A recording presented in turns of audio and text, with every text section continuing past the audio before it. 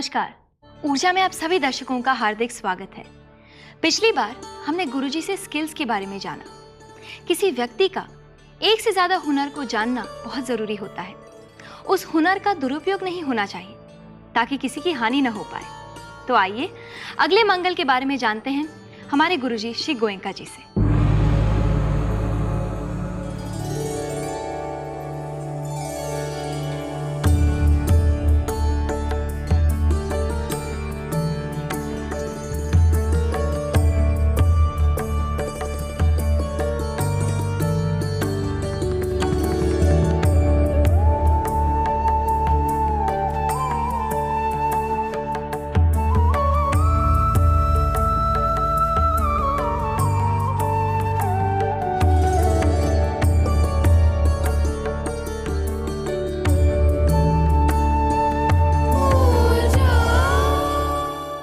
प्रणाम गुरुजी।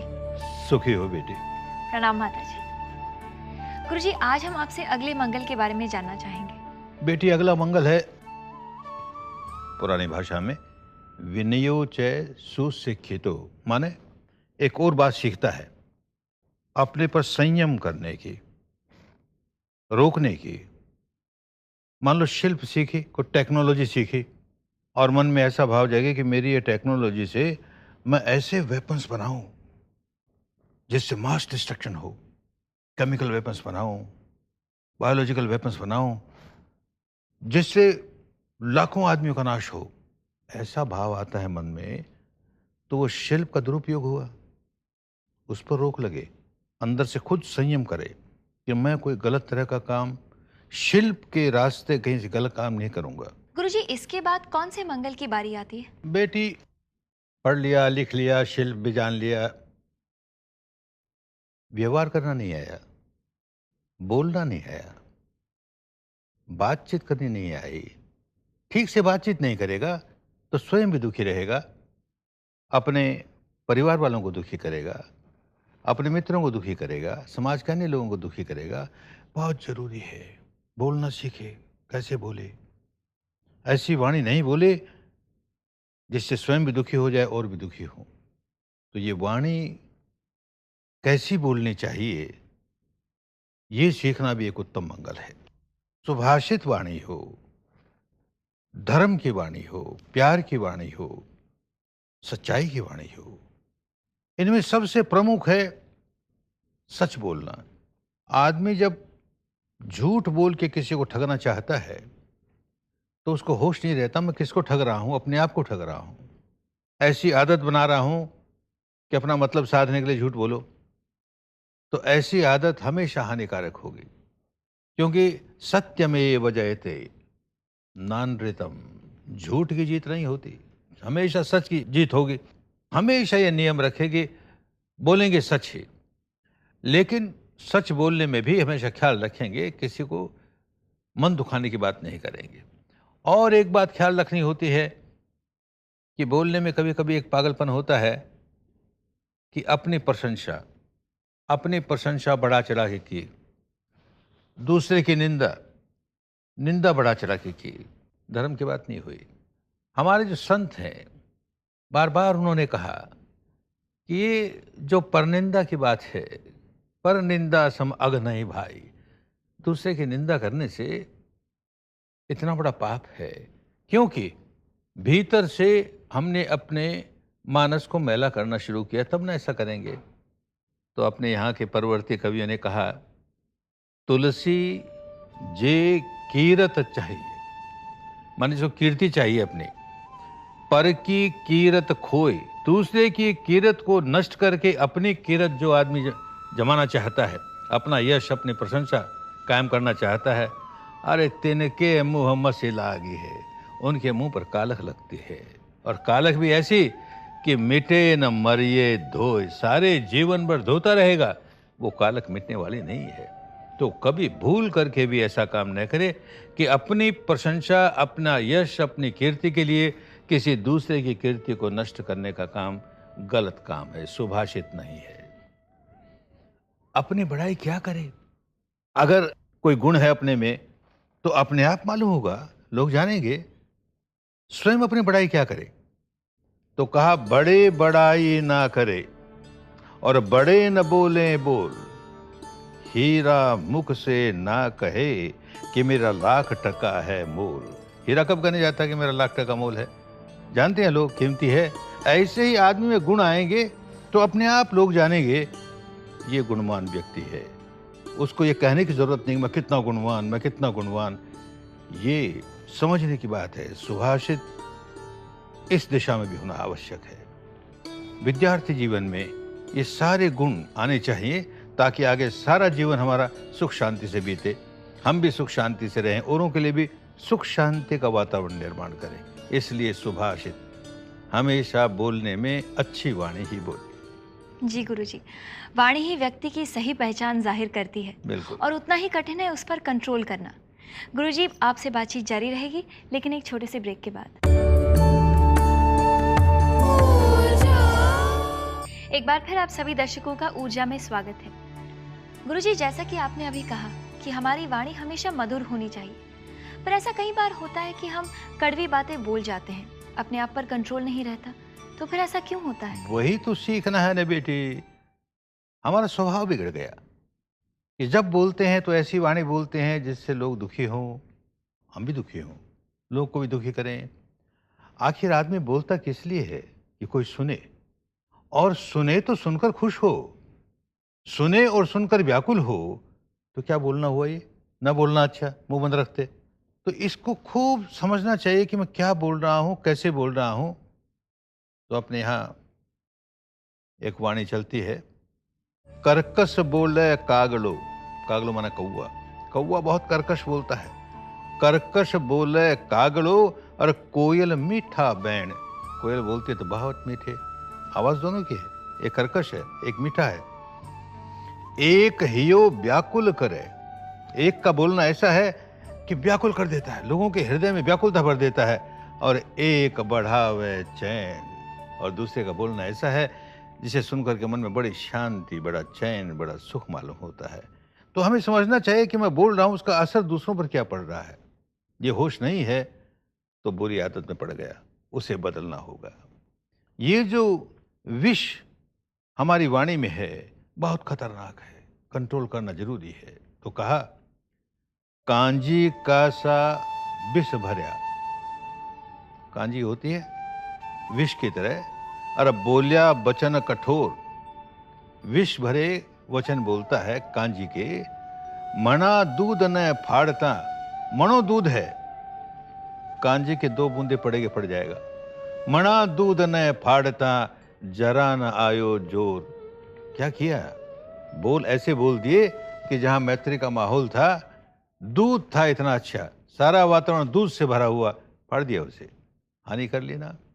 इसीलिए हमारे एक कवि ने कहा कि खीरा सिर से काट कर और मलिए नमक लगाए। कोई कोई खीरा खारा होता है ना, तो खा नहीं सकते उसे। उसका सिर काटा, थोड़ा उसमें नमक लगाया और रगड़ा, तब खाते हैं, उसका खारापन निकल जाए। तो खीरा सिर से काट कर और मलिए नमक लगाए, रहीमन कड़वे मुखन की, चाहिए तो यही सजा है। कड़वे मुंह वालों की यही सजा होती है। सिर काटो, काटो और नमक छिड़को, काटो और नमक छिड़को। तो भाई क्यों ऐसा काम करें? क्यों अपने आप को कड़वा बनाएं कि ऐसा दंड भुगतना पड़े?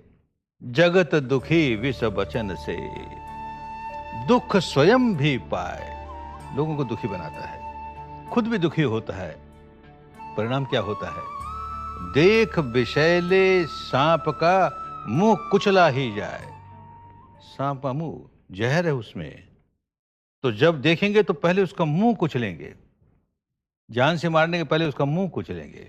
जान से तो मारा ही जाएगा, क्योंकि मुंह में जहर भरा है। तो लोगों को जहर की वाणी सुनना नहीं चाहते कोई भी, तो दंड मिलता है। आदत ऐसी डाल ली कि सांप कैंचुली त्याग दे, पर विष त्यागो नहीं जाए। अरे कैंचुली तो निकाल दी, ऊपर की स्किन निकाल दी, भीतर जहर तो वैसा का वैसा है। क्या मिला इससे? ये मंगल के रास्ते चलने वाले को बहुत सजग रहना है। मेरी वाणी ऐसी न हो जिससे किसी को पीड़ा पहुंचे, कोई दुखी हो। क्योंकि कोई दुखी होगा मुझे भी दुखी होना पड़ेगा। दंड मिलेगा मेरे इस कटु वचन से, दंड मिलेगा इस कटु वचन से, प्रकृति के नियमों के अनुसार भी। कटु वचन बोलेगा तो अंदर विकार जागेगा, विकार जागेगा व्याकुल होंगे। तो ये बात, धर्म की बात कम उम्र से ही सीख लेनी चाहिए कि हम कैसी वाणी बोलें, कैसी वाणी बोलें। जी गुरुजी, शुक्रिया। ये बात तो जीवन में बहुत ही उपयोगी है। गुरुजी, इसी विषय में और जानकारी पाना चाहेंगे, लेकिन एक छोटे से ब्रेक के बाद। ऊर्जा में आप सभी दर्शकों का स्वागत है। गुरुजी, जैसा कि आपने ब्रेक से पहले कहा कि अच्छी और सीधी वाणी का असर हमेशा अच्छा ही होता है, तो क्या आप इस बात को उदाहरण के द्वारा या कहानियों के द्वारा समझाएंगे? हाँ बेटी, अनेक उदाहरण हैं। भगवान बुद्ध का ही उदाहरण ले, माने उनकी वाणी में इतना माधुर्य था और एक मेटालिक वॉइस थी, तरंगों की निनादी वाणी थी, बोलने से सुनने वाले के हृदय तक पहुंचती थी और तरंगे पैदा कर देती थी। तो लाभ ये होता था कि जो लोगों के पास पुरानी पारमिताएं हैं, पुण्य है, उनकी वाणी सुनते ही सारे शरीर में उनके तरंग जाग पड़ती थी। तो वो तरंग जागते जागते जागते तरंगों के परे की अवस्था, तरंगातीत अवस्था, मुक्त अवस्था में, स्रोत में पड़ गए, मुक्ति के स्रोत में पड़ गए। ऐसा होता था उनकी वाणी का प्रभाव। अशोक की पत्नी महारानी असंध्यमित्र, उसने जब सुना कि भगवान की वाणी ऐसी थी कि सुनते सुनते लोगों में धर्म जाग जाता था, तो कैसी थी भगवान की वाणी, कैसी थी, उसके मन में जिज्ञासा जागी। तो अब क्या करे, भगवान तो है नहीं। तो एक कारव, एक पक्षी होता है, उसकी वाणी भी इसी प्रकार की। तो लोग वो पक्षी को ले आए, कहा देखे जैसे इसकी वाणी है ना, बिल्कुल निन्नादी नाद पैदा कर दे, वैसी भगवान की, इससे बहुत ऊंची। उसको सुन करके उसने मन में सोचा, अरे ये इतनी मधुर है और इतनी हृदयग्राही है, तो भगवान की तो न जाने कितनी होगी। बस इस चिंतन मात्र से सारे शरीर में तरंगे जाग गई उसके, और वो श्रोतापन्न हो गई, श्रोत अवस्था में बढ़ गई। तो वाणी का उच्चारण भी कैसा हो, सत्य है, मधुर है, वो अपनी जगह ठीक होने चाहिए, साथ साथ उसका उच्चारण कैसा हो जो दूसरों के हृदय तक पहुंच जाए, तो ज्यादा कल्याणकारी होती है। एक कहानी और, एक माली अपने तालाब में उसने कमल के फूल खिलाए, बहुत खूबसूरत फूल, लेकिन बेचारा नकटा था। तो एक भाई उसके पास आया, कहता, अरे वो नकटे, तो मुझे दो फूल दे दे, तो इसके पुण्य से जैसे मूछ के बाल काट दें तो फिर आ जाते हैं, ऐसे तेरे नाक भी फिर आ जाएगी, तेरे 2 फूल दे दे मुझे। उसने डांट के निकाला, उसका अपमान हुआ ना, दुखी हुआ। दूसरा आया, अरे नकटे माली, मुझे 2 फूल दे, तो जैसे खेत में बीज डालने पर पौधा उगता है, वैसे तेरा नाक उग जाएगा। फिर निकाल दिया उसको मार करके, गुस्सा करके। तीसरा आया, उसने बड़े प्यार से कहा, माली जी, हमारे घर में आज उत्सव है, पूजन है, हमें आप 2 फूल दोगे तो हमारा पूजन बहुत अच्छा होगा, संपन्न होगा। माली प्रसन्न हुआ। बात तो वही है, किस ढंग से कहा, उसने 2 ही नहीं 4 फूल दे दिए उसे। तो कहने का तरीका, कैसे कहते हैं हम, किसी का मन दुखाने वाली बात कहेंगे तो परिणाम कहाँ अच्छे आएंगे, और ऐसी बात कहेंगे किसी को प्रिय लगेगी तो अपने आप परिणाम अच्छे आएंगे। तो असर होता है बोली का, माने पशुओं पर भी होता है। घर में हम कुत्ते पाल रखते हैं, बिल्ली पाल रखते हैं, हम किस तरह से बोलेंगे उनका असर उन पर होगा। हम डांट के बोलेंगे, कुत्ते बिल्ली भी समझेंगे, प्यार से बोलेंगे, कुत्ते बिल्ली भी समझेंगे। अरे बिल्कुल अबोध बालक है वो भी समझेगा। गुस्से से बोलेंगे रोने लगेगा, प्यार से बोलेंगे हंसने लगेगा। अरे वही क्यों, पेड़ पौधों पर भी असर होता है। मुझे ख्याल हमारे गुरुदेव सुबह सुबह 4 बजे जो पेड़ पौधे लगा रखे थे उनको पानी देते थे और मैत्री, मंगल मैत्री देते थे। उन तरंगों से जो फूल खिलते थे, सामान्य दुनिया में एक तरह के फूल हैं, इनके विशेष होंगे, जो फल लगते थे इनके विशेष होंगे, वाणी का असर पड़ता है। तो हम परिणाम अच्छे आए हमारे जीवन में, हमारे हर बोल के परिणाम अच्छे आए, इसका ख्याल रखें तो कल्याण ही होगा, अपना भी कल्याण होगा, वातावरण का कल्याण होगा, सबका कल्याण होगा। तो सुभाषित बहुत आवश्यक है। शुक्रिया गुरुजी। आप इन उदाहरण द्वारा आपने ये स्पष्ट किया कि अच्छी वाणी का असर हमेशा अच्छा ही होता है, और इस प्रोग्राम के द्वारा आपकी वाणी हमारे दिल की गहराइयों तक छू जाती है। गुरुजी, आपसे बातचीत जारी रहेगी, लेकिन अब वक्त होता है दर्शकों के प्रश्नों का। दर्शकों, कहीं मत जाइएगा, मिलते हैं तुरंत। एक बार फिर आप सभी का ऊर्जा में स्वागत है। गुरुजी, पहला प्रश्न पूछ रहे हैं राजेश चौहान जी कानपुर से। वो कहते हैं कि चक्रवर्ती सम्राट किसे कहते हैं? क्या सचमुच कोई चक्रवर्ती सम्राट था? भगवान बुद्ध ने एक आदर्श राजा का चित्र दिया हमें, बहुत शक्तिशाली हो, एक समुद्र के तट से लेकर दूसरे समुद्र के तट तक की सारी भूमि पर उसका आधिपत्य हो, चक्रवर्ती राजा हुआ। लेकिन उसके पास सेना होनी आवश्यक है, चतुरंगिनी सेना। एक बात उसमें देखी हमने, तो पहले तो सुन करके थोड़ा मन में एक क्वेश्चन उठाया, क्या बात हुई? भगवान कहते हैं वो सेना तो रक्षा करेगी, देश की रक्षा करेगी, राजा की रक्षा करेगी, राजा उस सेना की रक्षा करेगा, राजा सेना की रक्षा करेगा। ये क्या बात हुई? तुरंत समझ में आया क्या कहना चाहते हैं भगवान, कि सेना अगर उसकी संख्या घटा दी, छोटी कर दी, तो कैसे उसकी रक्षा हुई? दुश्मनों की सेना ज्यादा बड़ी है, इसको खत्म कर देगी, लड़ाई होते ही। और दूसरे, आधुनिकतम अस्त्र शस्त्र राजा उसके पास होने चाहिए, नहीं तो दुश्मन के पास ज्यादा अच्छे शस्त्र हैं तो मार खा जाएगी। तो उसकी रक्षा राजा करता है, तो किस माने में करता है? उसको मोस्ट मॉडर्न वेपन्स जो रक्षा के लिए आवश्यक है वो देता है, और उसकी संख्या पर्याप्त रखता है ताकि वो कहीं हार न जाए। उसको हमला नहीं करना है, पर हमला करने वालों से देश की रक्षा तो करनी है ना। तो राजा उसकी रक्षा करता है, वो राजा की या राज्य की रक्षा करती है, चतुरंगिनी सेना। अशोक ने अपने आप को कभी चक्रवर्ती राजा नहीं कहा, लेकिन उसमें सारे गुण तो चक्रवर्ती राजा के थे, तो पड़ोसी देशों में उसको द्वीप चक्रवर्ती कहा गया। तो द्वीप क्यों? भारत को उन दिनों जम्बू द्वीप कहते थे, आज उसका छोटा सा नाम, एक छोटे से क्षेत्र का नाम जम्मू हो गया। सारा देश जम्बू द्वीप कहलाता था, तो पड़ोसी लोग उसे द्वीप का चक्रवर्ती है ये, और उसमें सारे गुण थे। तो चक्रवर्ती राजा का मतलब ये हुआ कि केवल भूमि का आधिपत्य ही नहीं है, उसके पास उसकी रक्षा का भी पूरा प्रबंध है। गुरुजी, अगला प्रश्न पूछ रहे हैं प्रेम सिंह जी औरंगाबाद से। वो पूछते हैं कि आपने पहले समाधि के बारे में समझाते हुए शिवजी का जिक्र किया था। ठीक। गुरुजी, मैं शिवजी का भक्त हूँ, आप हम शिव भक्तों के लिए कुछ कहेंगे? अरे, कोई व्यक्ति शिवजी का भक्त हो, इससे अच्छी बात और क्या होगी? शिव शब्द का अर्थ ही मंगल होता है, तो मंगल की भक्ति माने जीवन में मंगल आने लगे, शिव भक्त होना बहुत बड़ी बात है। शिव जी के बारे में अपने यहाँ अनेक कथाएं हैं। एक कथा, सुर और असुर, ये कथाएं हैं, इनमें युद्ध होता है। अब कौन हारे कौन जीते कोई फैसला नहीं हुआ, तो दोनों ने मिलकर निर्णय किया कि हम समुद्र का मंथन करेंगे, और उसमें जो निकलेगा वो बांट लेंगे, लड़ाई बंद, समुद्र का मंथन करेंगे। किया समुद्र का मंथन, कहानी है, कथाएं हैं। तो उसमें से निकली बहुत सी चीजें निकली, अमृत भी निकला, विष भी निकला।